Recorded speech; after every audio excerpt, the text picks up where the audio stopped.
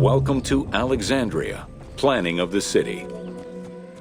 Alexander's plan to build his great city began with a verse from Homer's Odyssey. There is, in front of Egypt, in the sea with many swells, an island called Pharos. Guided by these clues, Alexander the Great founded his future city at the western end of the Nile Delta. Though Alexander considered this location ideal for his great city, it presented considerable challenges. Too difficult to access during storms, the surrounding swamps threatened disease, and the limestone soil prevented the growth of healthy crops. However, due to the influence of his mentor Aristotle, Alexander the Great recognized that the true value was its strategic emplacement. The Great Walls of Alexandria had a humble beginning. Lacking chalk to outline the future city's foundations, architects were forced to use flour instead. Clouds of migrating birds swept down and ate the flour, erasing the plans. This prompted excavations led by Mahmud Bey el-Falaki in the 19th century revealed that the wall enclosure measured approximately 5.2 kilometers in length and 2.2 kilometers in width. It was roughly 9 meters in height.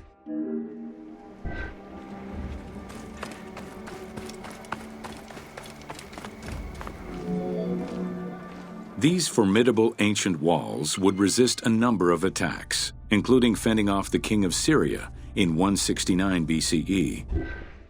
It wasn't until 295 CE that they eventually fell to Roman Emperor Diocletian, and this only after 8 months of relentless assault.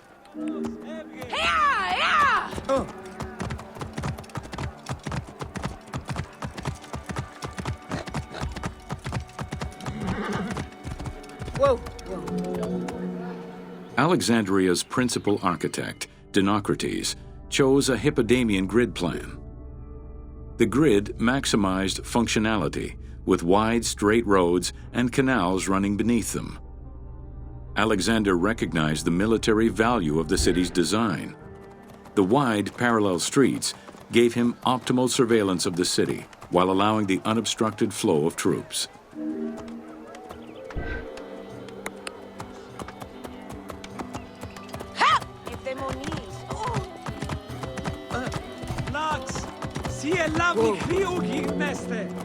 A central corridor ran from the Mediterranean's north port down to Lake Mareotis to the south. This thoroughfare acted as an unobstructed link for commercial trade and travel between the two ports. Many of the streets were bordered with grand buildings and parks, including Canopic Street, with its impressive gate bordering the eastern end.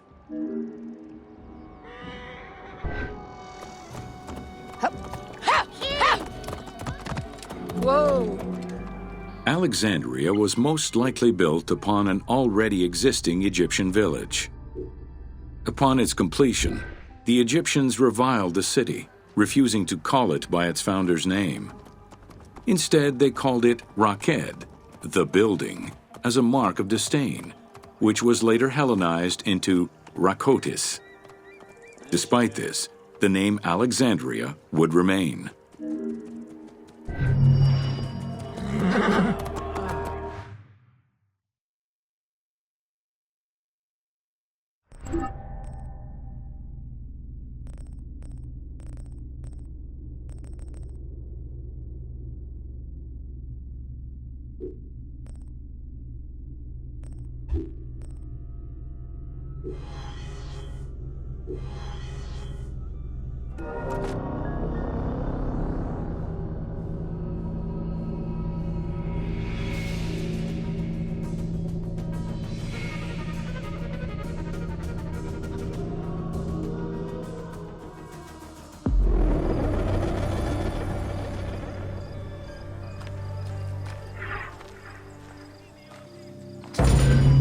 Welcome to the Greek Pharaohs.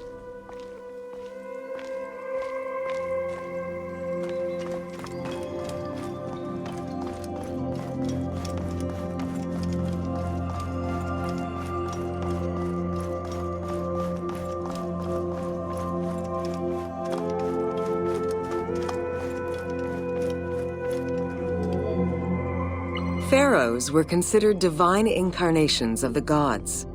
As an avatar of the gods living on Earth, the pharaoh's role was to preserve fundamental values and universal harmony by removing chaos.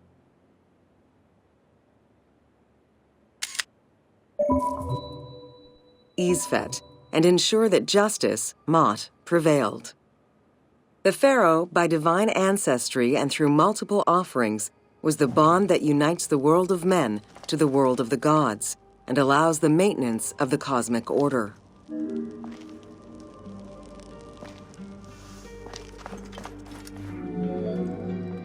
The Ptolemaic dynasty reigned over Egypt from 305 BCE to 30 BCE. The dynasty was called the Ptolemies of the Lagids, in recognition of the founder of the dynasty, Ptolemy Lagos, a Greek general and close friend of Alexander the Great. While Macedonian, Ptolemy Lagos understood that to be accepted by the Egyptian people, he would have to adopt their traditions. Upon assuming the title of pharaoh, he changed his name to Ptolemy I Soter, meaning savior.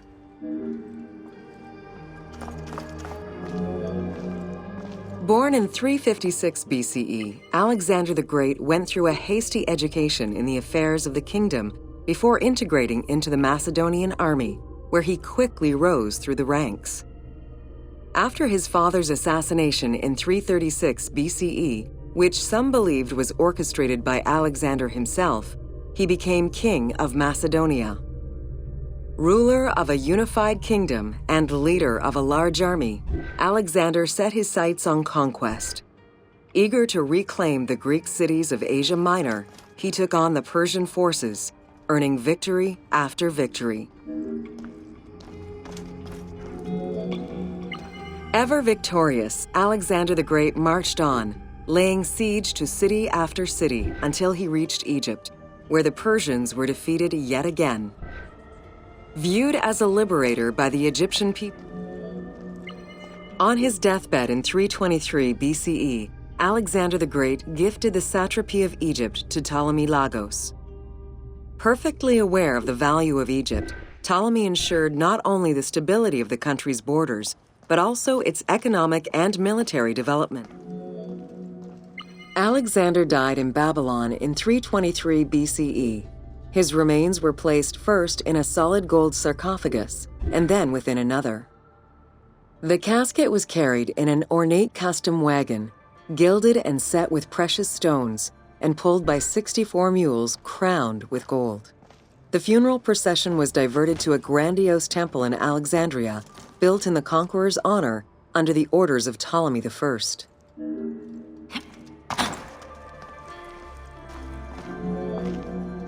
Julius Caesar visited Alexander's tomb at the capture of Alexandria, and the Roman Emperor Augustus reportedly placed flowers there. However, though many powerful leaders claim to have visited it, the tomb's location has gone missing from history. Some accounts do state that the golden coffin was replaced by a glass sarcophagus, probably by Ptolemy X. It is also implied that Cleopatra may have plundered the tomb in a time of financial crisis.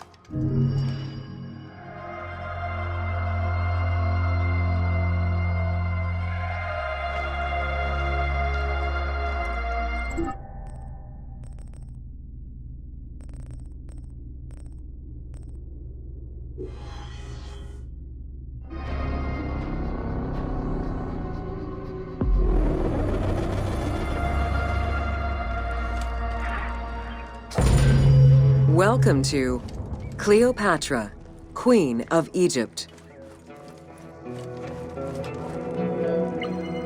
Cleopatra VII Theophilopator ascended the throne in 51 BCE at the age of 18.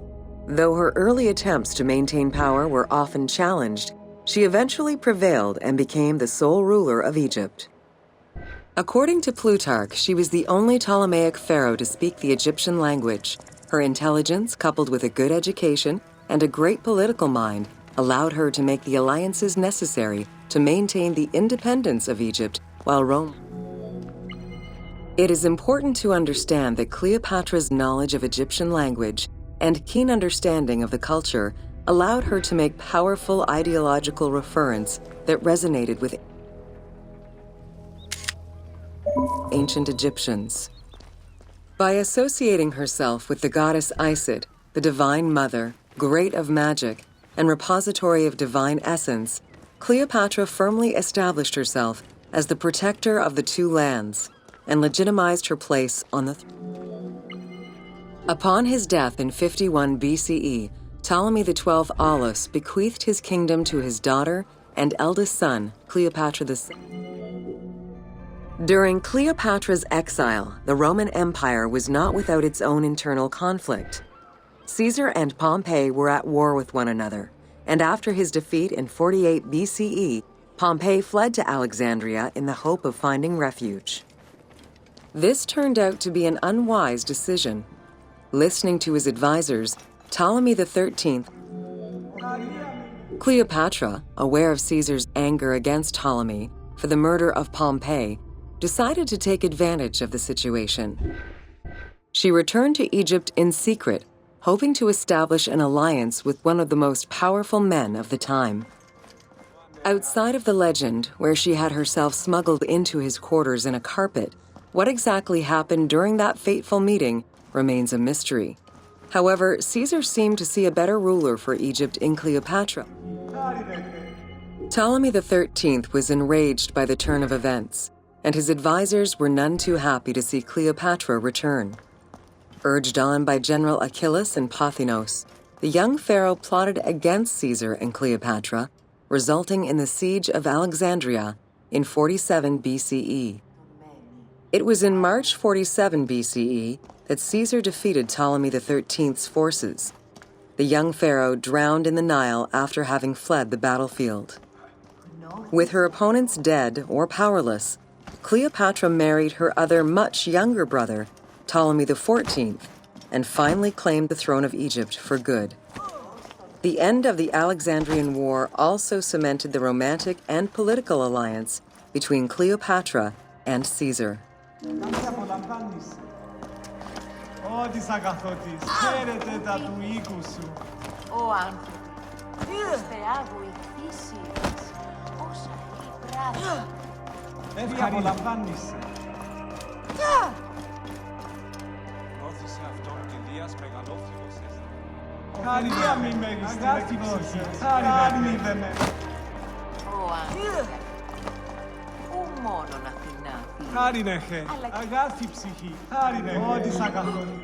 In June of 47 BCE, Cleopatra gave birth to a son, whom she called Caesarion.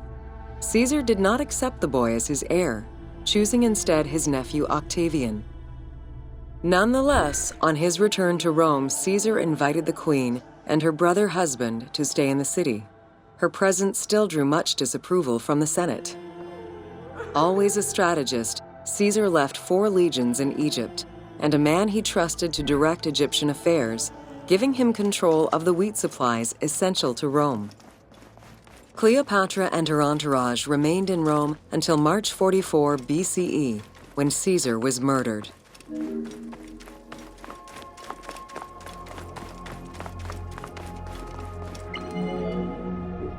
Caesar's most faithful ally, Mark Antony, often visited the Queen of Egypt during his stay in Rome. Unlike most, he recognized the legitimacy of Caesarion, the natural son of Caesar. Despite his marriage to Octavia, Antony remained Cleopatra's lover, and she gave birth to their children. Cleopatra increased her kingdom's territory and started a political propaganda alongside her lover in Egypt and beyond. She hoped to Octavian managed his own propaganda campaign and succeeded. The Roman people hated Mark Antony and Cleopatra. To avoid the censure still inherent in attacking a fellow Roman, the following events remain difficult to confirm due to the many versions and legends around them. It is believed that after hearing a rumor about Cleopatra's suicide, Mark Antony committed suicide himself. He was brought to the queen as he slowly passed away.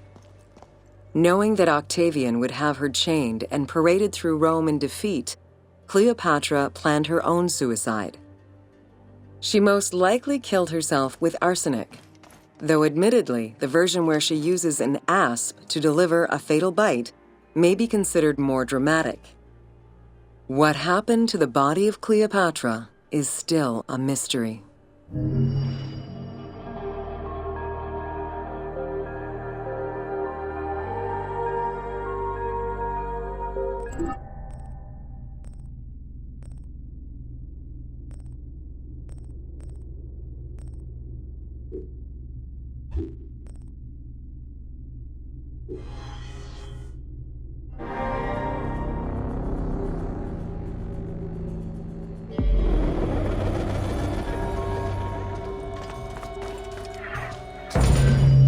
Welcome to Alexandria, City of Celebration.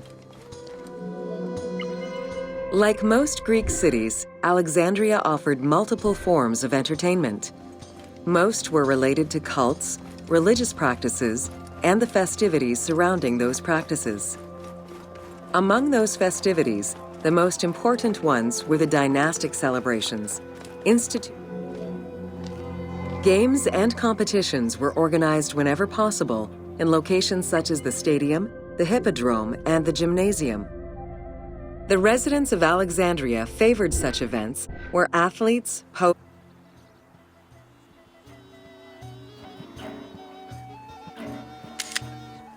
poets, and musicians from Egypt and other cities of the Greek world competed. Like all good Greek cities, Alexandria had a theater. The architecture of this structure is Roman in style. This is because the team duplicated a theater from Cyrene. Roman theaters were usually semicircular and built from scratch on a flat area with structures designed to enhance oration. Greek theaters were more oblong in shape, similar to a horseshoe. At the theater, one could witness the plays of contemporary comic and tragic authors. The play you are witnessing below is Menander's Dyskolos, more commonly known as the Grouch, a late and popular entry in the Greek comedies.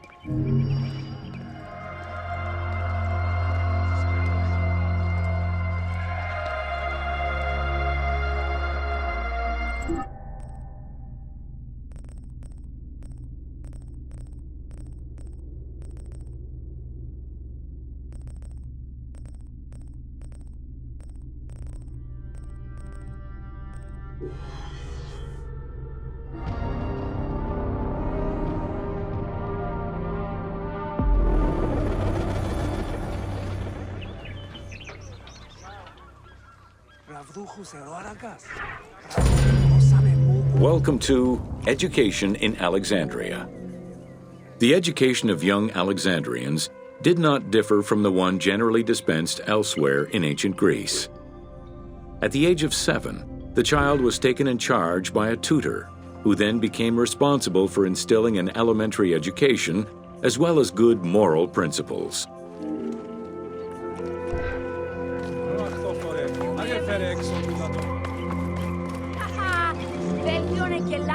Teaching was generally done outside, in the open air. In the gymnasium, students were taught not only sports, but also topics such as rhetoric, philosophy, music, and poetry, all things deemed essential to one's education at the time.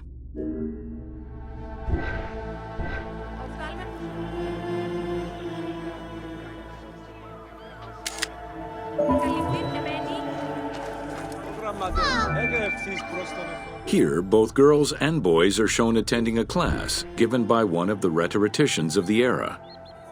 The team made the choice to show both genders attending class within the context of the game world.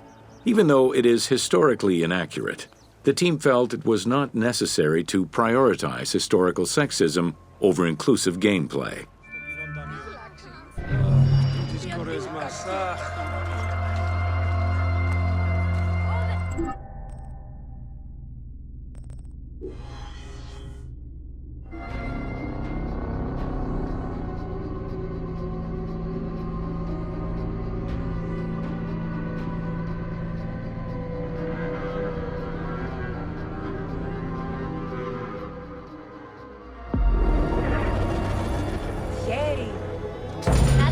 Welcome to the Paneion.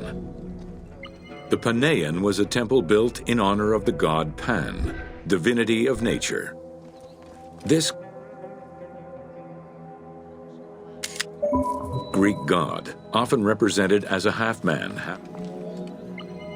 Pan's attribute was his namesake musical instrument, the pan flute. His temples were usually located in caves and on high mountains, and were frequented by shepherds. It is likely that Mediterranean cults adopted the imagery of Pan to symbolize the Christian devil.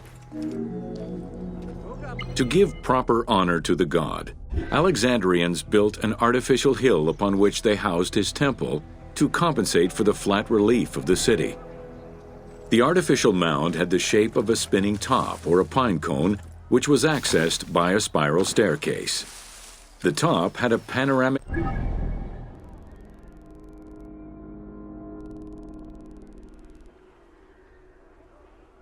view of the entire city. Only such heights would be fitting for a mountain god.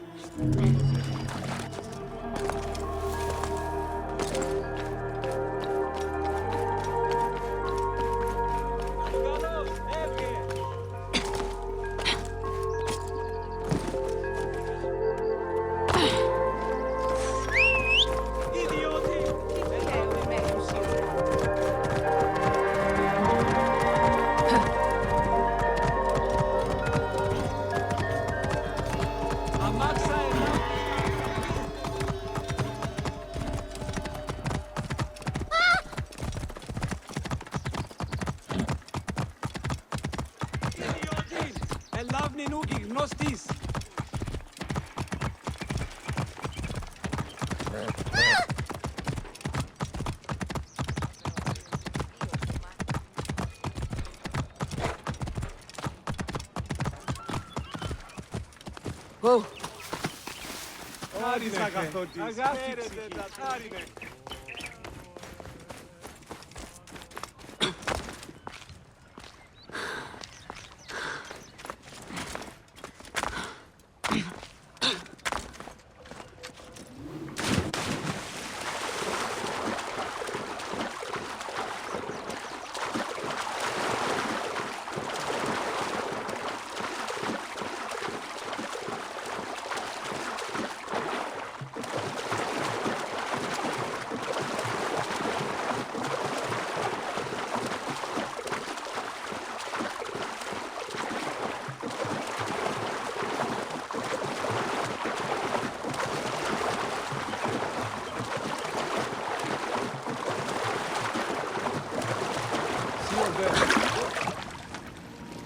Gallion nin fligin to gimazin dis miras dis emis.